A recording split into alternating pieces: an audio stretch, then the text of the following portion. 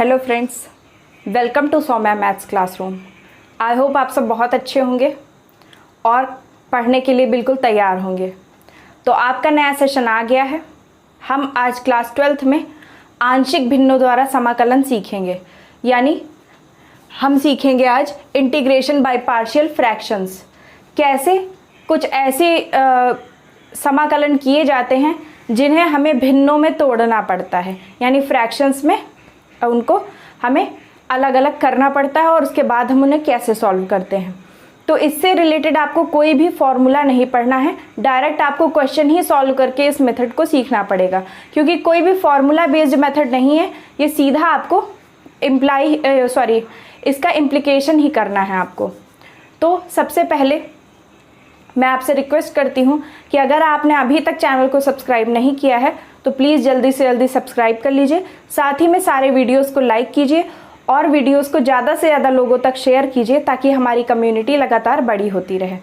आपका टारगेट है 1000 सब्सक्राइबर। जल्दी से 1000 सब्सक्राइबर कंप्लीट कीजिए, ताकि फिर हम कुछ ना कुछ अच्छा स्टार्ट करने की और कोशिश करेंगे। तो चलिए शुरू करते हैं अपना एक्सरसाइज। जो है हमारी वो है 7.5 और हमें पार्शियल फ्रैक्शंस में तोड़ करके अपने क्वेश्चंस को सॉल्व करना है। तो लेट्स स्टार्ट।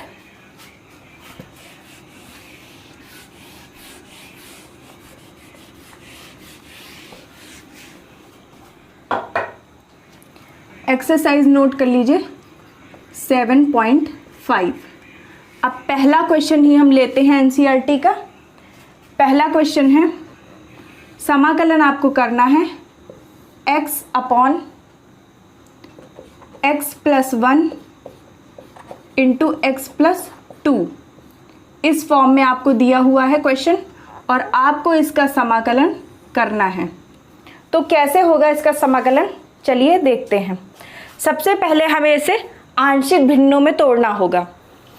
अब ये आंशिक भिन्न क्या होती है? आंशिक भिन्न मतलब इसे हमें पहले फ्रैक्शन में कन्वर्ट करना पड़ेगा। अब उसे हम कैसे करेंगे इसे समझते हैं।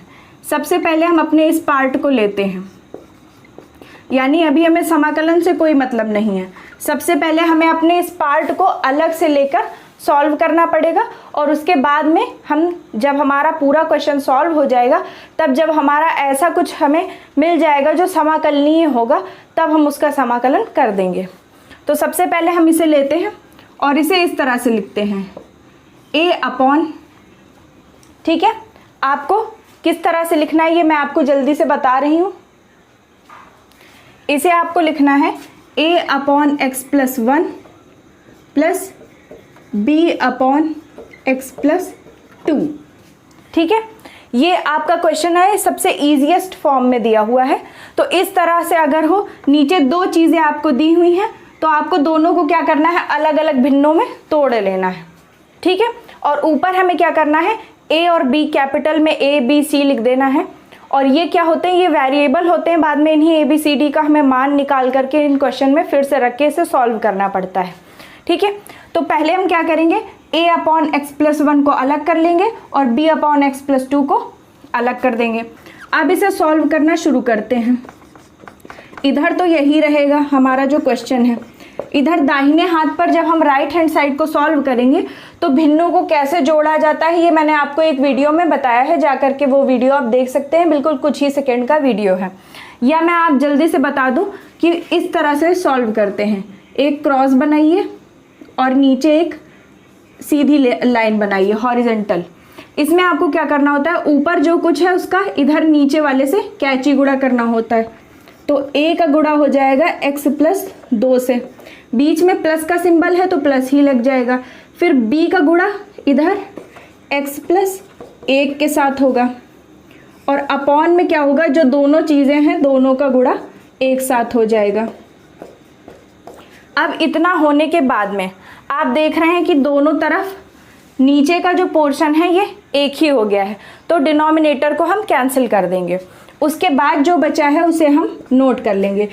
LHS में केवल x बचा है और RHS में बचा है a into x plus 2 plus b into x plus 1। तो इतना आप पहले नोट कर लीजिए, क्योंकि अब हमारा बोर्ड पूरी तरह से फिल हो गया है। अब हमें इसे कैसे सॉल्व करना है बच्चों, चलिए देखते हैं। LHS में आपके पास केवल x है और RHS में आपके पास जो कुछ भी है सबका मान आपको पता है सिवाय a और b के। तो हम क्या करते हैं, एक तो तरीका है कि a का गुणा अंदर करें, b का गुणा अंदर करें, और यही तरीका आपके लिए ज़्यादा सही रहेगा। a का गुणा x से करेंगे ax, a का गुणा 2 से करेंगे 2a, प्लस b का गुणा x से करेंगे bx, b का गुणा 1 से करेंगे तो b। अब अगर हम यहाँ पर x के गुणांक वाली चीज़ों को एक साथ कंपाइल कर लें, ठीक है, आपको देखना है कि अब जैसे यहाँ पर आपका केवल x है, अगर x स्क्वायर हो, x हो और 1 हो, तो हमें क्या करना है, RHS में जो x स्क्वायर वाले टर्म है वो एक साथ, x वाले हैं वो एक साथ, बाकी जिनमें x नहीं लगा है उन्हें एक साथ कर देना है।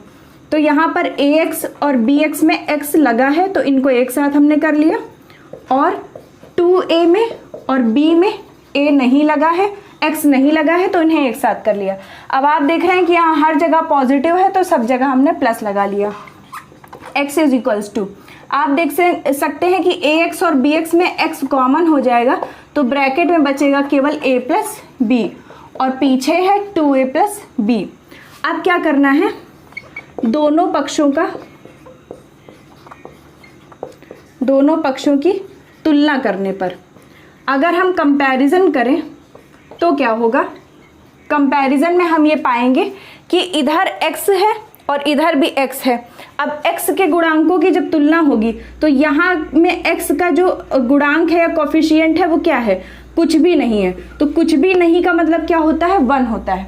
वैसे तो कुछ भी नहीं का मतलब 0 होता है, पर अगर कहीं पर गुणांक की बात हो तो क्या होता है, अगर केवल 2 लिखा है तो इसे हम 2 × 1 भी लिख सकते हैं। तो हम ये भी कह सकते हैं कि 2 का गुणांक क्या है, 1 है, या 2 का कोफिशिएंट 1 है।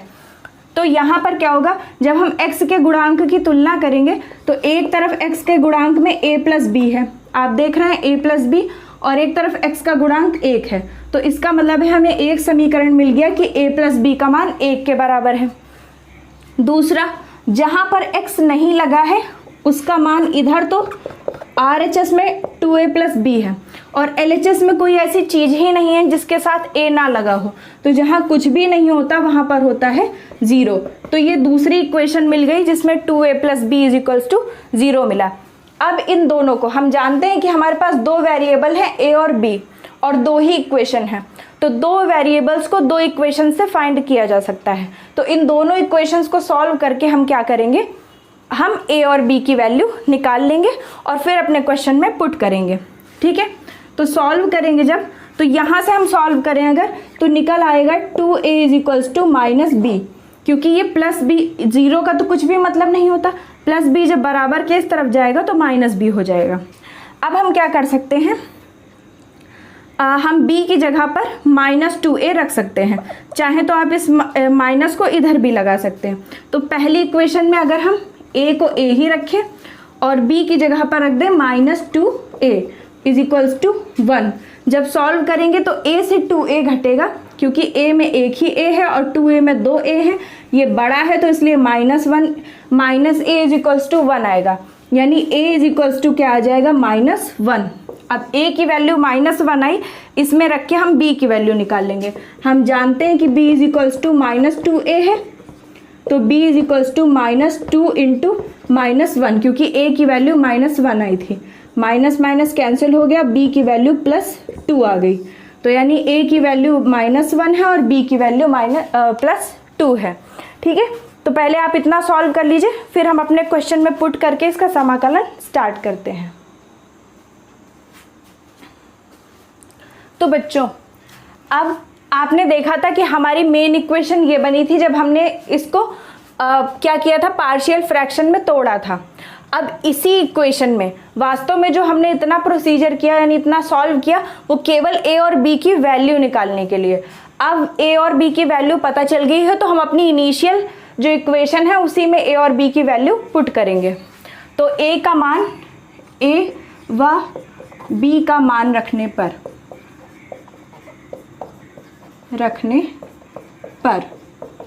अब इधर x upon x plus 1 x plus 2 था और इसी को सॉल्व करके हमने इतना बनाया था। a की वैल्यू आई थी -1 अपॉन एक्स प्लस 1 और b की वैल्यू आई है +2 अपॉन एक्स प्लस 2। इतना हमारा क्वेश्चन बन गया। अब आप देख रहे थे कि डायरेक्ट इसका समाकलन संभव नहीं था, जबकि इसका समाकलन संभव है। जब आप इसका समाकलन करेंगे तो समाकलन लगा दीजिए, आपको कुछ करना नहीं है, इधर केवल लिखना है आपको। आगे समाकलन और पीछे dx लगा दिया। और अब इसका समाकलन करेंगे तो क्योंकि माइनस का समाकलन से कोई मतलब नहीं, माइनस को बाहर कर दिया, 1 upon x plus 1 into dx। और अब क्योंकि ये स्प्लिट हो चुका है तो हम दोनों जगह पर क्या करेंगे, समाकलन का चिन्ह लगा देंगे और dx लिख देंगे। इसमें माइनस का समाकलन नहीं हो सकता था तो माइनस को बाहर कर लिया, इसमें 2 का नहीं हो सकता था तो 2 को बाहर कर लिया। अब आप इतना नोट कर लीजिए, फिर हम एक लाइन में इसका समाकलन कर लेते हैं और बस हमारा क्वेश्चन सॉल्व हो जाएगा। अब आप देख सकते हैं हमने क्वेश्चन को ऊपर नोट कर लिया है जिसे हमें सॉल्व करना है। अब सीधा हमें इसका समाकलन करना है। लेकिन आप जानते हैं बच्चों कि हमारे पास एक सूत्र होता है dx अपॉन x, और इसका जब हम समाकलन करते हैं तो आता है log mod ऑफ x। लेकिन यहाँ पर x होता है जबकि यहाँ पर x प्लस 1 है और यहाँ पर x प्लस 2 है। तो अब हमें क्या करना पड़ेगा, जैसे पिछली कई क्लासेस में हमने देखा, पिछले क्वेश्चंस में, पिछले चैप्टर्स में, कि हमें यहाँ पर एक सिंगल वेरिएबल लाना पड़ता था t मान करके। तो वही काम हमें यहाँ भी करना पड़ेगा। हम इसे 2 पार्ट्स में करेंगे। पहले पार्ट में हम क्या करेंगे, माना x प्लस 1 बराबर t, तो x का अवकलन करेंगे dx, 1 का अवकलन 0 बराबर dt, यानी dx बराबर क्या आ गया, dt आ गया। यानी आप डायरेक्ट dx की जगह dt रख सकते हैं और x प्लस 1 की जगह t। इसी तरह माना x प्लस 2, अब यहाँ पे भी आप t मान सकते हैं, लेकिन क्योंकि आप पहले t मान चुके हैं तो इसे t1 t2 या t डैश भी मान सकते हैं, तो t डैश हमने मान लिया। तो x का समाकलन dx, 2 का हो गया 0 बराबर dt डैश, यानी dx की जगह हम यहाँ पर डायरेक्ट dt डैश रख सकते हैं।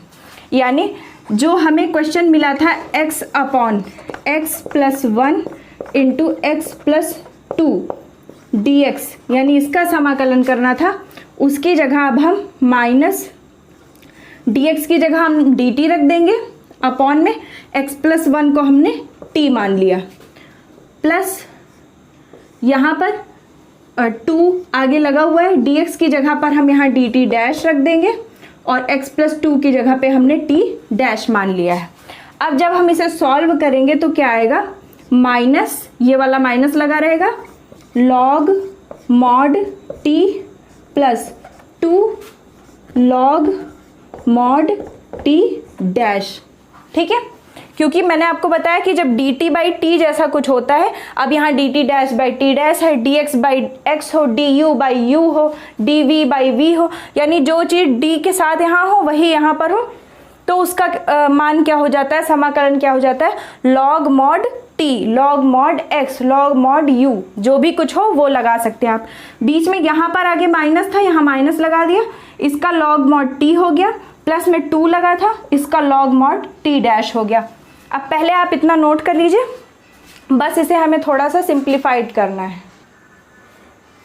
अब आप जानते हैं बच्चों कि इसे आप चाहें तो मॉड ना लगाएं या मॉड लगा दें, कोई दिक्कत नहीं है, कुछ भी लिख सकते हैं आप, इसे ऐसे भी लिख सकते हैं।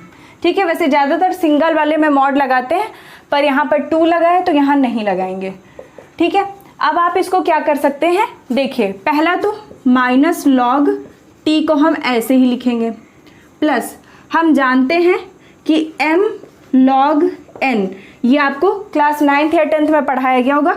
इस टाइप का जो स्ट्रक्चर होता है इसे हम log n की पावर m लिख सकते हैं, यानी जो भी चीज़ यहाँ पे होती है वो यहाँ से घूम के इसकी पावर में आ जाती है।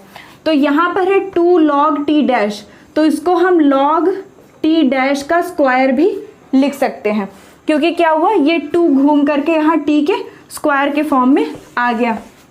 अब आप चाहें तो यहाँ पर लिख सकते हैं, चूँकि m log n is equal to log n की पावर m। अब आगे जब सॉल्व करेंगे तो हम इसे ऐसा भी लिख सकते हैं कि हमेशा पॉजिटिव को आगे और नेगेटिव को ज़्यादातर पीछे लिखा जाता है। ये पॉजिटिव था log t डैश स्क्वायर, तो इसे आगे लिख लिया, और ये नेगेटिव था तो इसे पीछे लिख लिया। अब हम ये भी जानते हैं कि log m minus log n को हम log m upon log n भी लिख सकते हैं। तो इसलिए इसको सिंप्लीफाई करके हम क्या लिख सकते हैं, log t डैश का स्क्वायर अपॉन log t। अब लास्ट में आप जानते हैं कि जब भी t माना जाता है यानी सब्सटीट्यूशन किया जाता है तो t की वैल्यू जरूर रखी जाती है। तो t डैश ऊपर है, t डैश हमने माना था x+2 को, तो x+2 का होल स्क्वायर हो जाएगा और log t की जगह क्या हो जाएगा, log x+1। ठीक है, यही आ जाएगा आपका आंसर। और गलती से भी log से log मत काट दीजिएगा क्योंकि एक फंक्शन होता है, ये कटता नहीं है। ठीक है, तो ये आपका आंसर हो गया। आई होप आपको ये क्वेश्चन बहुत अच्छे से समझ में आ गया होगा बच्चों। ये क्वेश्चंस थोड़े से लंबे होते हैं लेकिन बहुत ही मज़ेदार होते हैं, इंटरेस्टिंग होते हैं, सॉल्व करने में अच्छा लगता है और उसके साथ साथ बहुत ही स्कोरिंग भी होते हैं। तो जल्दी से आप अपने इस आंसर को भी नोट कर लीजिए और फिर हम चलते हैं अगले क्वेश्चन की तरफ।